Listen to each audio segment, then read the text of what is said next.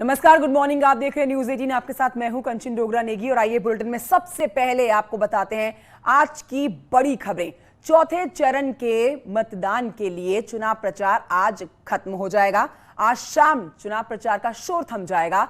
कहां पर किसकी वोटिंग होनी है, कहां पर किसका ये जो शोर है ये बढ़ चढ़कर हुआ है, और इससे पहले अब जो कल तीसरे चरण का मतदान हुआ है उससे बड़ी जो बातें निकल कर आई हैं वो आप देखेंगे ग्राफिक्स के जरिए। चौथे चरण का मतदान जो होना है उसके लिए शोर थम जाएगा। आज कहां पर किसकी रैली है? अमित शाह की पीलीभीत, बाराबंकी, सीतापुर में रैली होने वाली है। तो अमित शाह आज एक बार फिर से 3 जगहों पर गरजने वाले हैं। 3 जगहों पर उसकी रैली है। शाम में वाराणसी में संगठन की बैठक भी करने वाले हैं अमित शाह। तो देखिए लगातार रैलियां और बैठकों का दौर चल रहा है। चौथे चरण के मतदान से पहले आज ये शोर थमेगा।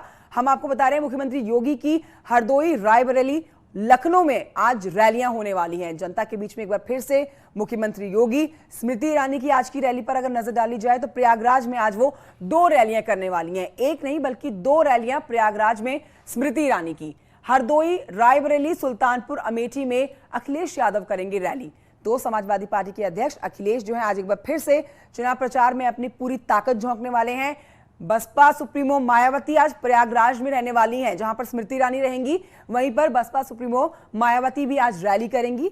और अगर नजर डालें हम प्रियंका गांधी वाड्रा के आज के रोड शो पर, तो लखनऊ यानी कि उत्तर प्रदेश की राजधानी लखनऊ में प्रियंका गांधी वाड्रा की मौजूदगी होगी, रोड शो करने वाली हैं।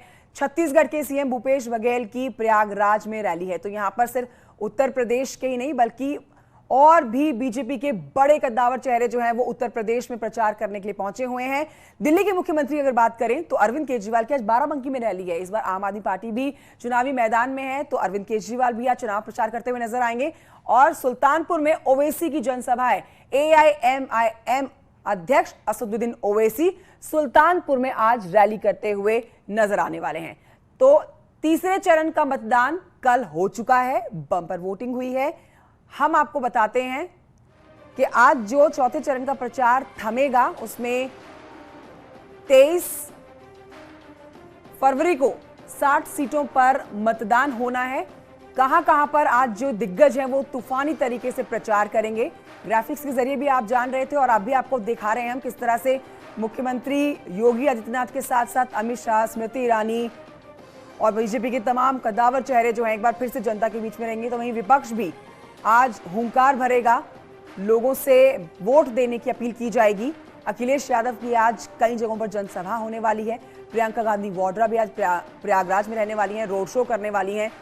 इसके अलावा अरविंद केजरीवाल भी आज जनता के बीच में रहेंगे, असदुद्दीन ओवैसी भी। तमाम ये विपक्ष की पार्टियां हैं जो आज चुनाव प्रचार में अपनी ताकत झोंकेगी। अमित शाह आज 4 रैलियों का उनका कार्यक्रम है।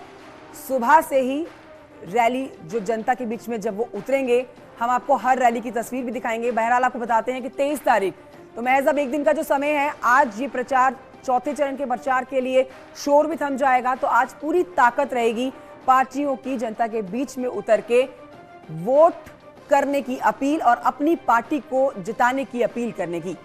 कल तीसरे चरण का मतदान हुआ, हमने आपको दिखाया कि किस तरह से कहां कहां पर 16 जिलों की 59 सीटों पर किस तरह से वोटिंग हुई, वोट प्रतिशत किस तरह से गया। और अब चौथे चरण के मतदान के लिए वोटिंग होनी है, प्रचार होना है। इससे पहले कल तीसरे चरण में 59 सीटों पर करीब 60% का मतदान हुआ। मतदान का प्रतिशत इस बार थोड़ा सा घटा है। 2017 में इन सीटों पर 62% का मतदान हुआ था। सबसे ज्यादा मतदान ललितपुर में करीब 73% का रहा। सबसे कम करीब 57% का मतदान कानपुर में हुआ है। इस तरह से आपको बताएं कि 627 प्रत्याशियों के भाग्य का जो फैसला है वो ईवीएम में कल बंद हो चुका है, जो खुलेगा 10 मार्च को। कुछ छिटपुट घटनाओं को अगर छोड़ दिया जाए तो शांतिपूर्ण तरीके से इन 16 जिलों में कल मतदान जो है वो संपूर्ण हुआ है। ईवीएम में खराबी के चलते कई जगहों पर मतदान इससे प्रभावित भी हुआ। कानपुर में मतदान केंद्र के अंदर मोबाइल से सेल्फी लेने और वीडियो बनाने के आरोप में कानपुर की महापौर प्रमिला पांडे और बीजेपी कार्यकर्ता नवाब सिंह के खिलाफ केस भी दर्ज किया गया। तो कल मतदान शांतिपूर्ण तरीके से था, ये सबसे अच्छी बात है। छोटी मोटी छिटपुट घटनाएं हुई कहीं कहीं पर, लेकिन उन सब से जल्दी निजात पाते हुए पूरी तरह से तीसरे चरण का मतदान जो है वो हुआ और 627 के करीब जो उम्मीदवार हैं उनकी किस्मत ईवीएम में कैद हुई। और आइए इस समय आपको बड़ी खबर बता देते हैं। प्रधानमंत्री नरेंद्र मोदी कल हरदोई और उन्नाव की जनसभा में 2014 से पहले हुए देश में आतंकी बम धमाकों का जिक्र करते हैं। अखिलेश पर निशाना साधते हुए पीएम मोदी ने कहा कि यूपी में हुए बम धमाकों का सिलसिलेवार उन्होंने जब जिक्र किया, तत्कालीन समाजवादी सरकार पर आतंकियों से केस वापस लेने का भी उन्होंने आरोप लगाया। 6 में काशी में बम धमाका हुआ था, संकट मोचन मंदिर भी धमाका किया गया था, वहां के कैंट रेलवे स्टेशन भी हमला किया गया था। तब यूपी में समाजवादी पार्टी की सरकार थी।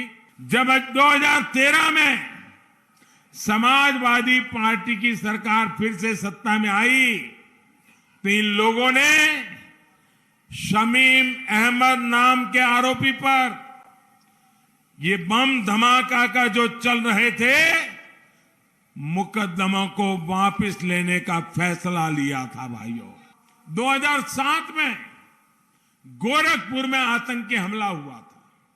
2013 में समाजवादी सरकार ने तारिक कासमी नाम के आरोपी से केस वापस ले लिया था, लेकिन अदालत इसके लिए तैयार नहीं हुई और फिर तारिक को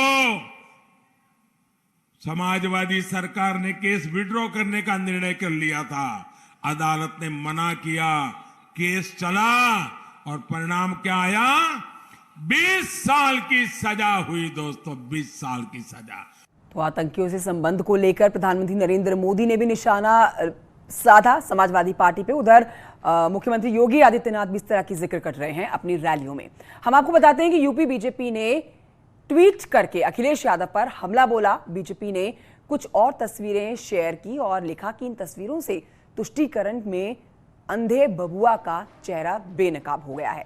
अहमदाबाद ब्लास्ट में जिस आतंकी सैफ को सजा सुनाई गई है, उसी आतंकी के अब्बा जान बबुआ के करीबी निकले। आखिर क्या है समाजवादी पार्टी के मंसूबे? बीजेपी ने ट्विटर पर यह सवाल किया है समाजवादी पार्टी से कि आखिर समाजवादी पार्टी के मंसूबे क्या है, क्योंकि समाजवादी पार्टी का कनेक्शन जो है वो आतंकियों के साथ निकल रहा है। तो पीएम मोदी के अब साइकिल वाले बयान के ऊपर अगर नजर डालें तो अखिलेश यादव ने उस पर पलटवार किया। अखिलेश यादव ने साइकिल को आम लोगों का विमान करार दिया, साथ ही साइकिल के अपमान को पूरे देश का अपमान बताया। सुनिए।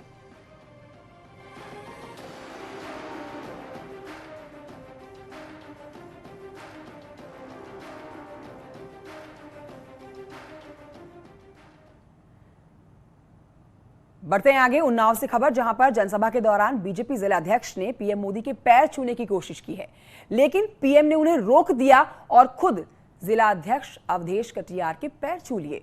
दरअसल पीएम मोदी जब उन्नाव में चुनावी सभा को संबोधित करते हुए नजर आए तो जिलाध्यक्ष अवधेश कटियार ने उन्हें प्रतीक चिन्ह के रूप में भगवान श्री राम की मूर्ति भेंट की। अवधेश कटियार ने पहले पीएम मोदी के पैर छुए, जिसके बाद पीएम ने अवधेश कटियार को इसके लिए मना कर दिया और पीएम ने अवधेश कटियार के पैर खुद छुए।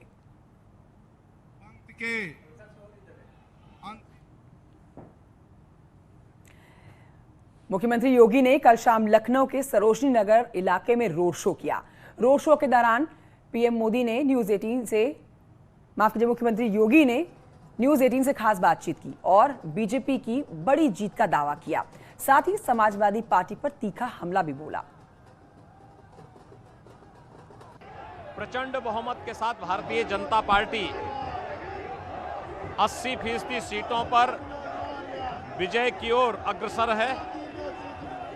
जैसे जैसे चरण आगे बढ़ेंगे, भारतीय जनता पार्टी प्रचंड बहुमत की सरकार प्रदेश में बनाएगी। इस प्रकार के रुझान अब तक देखने को मिले हैं।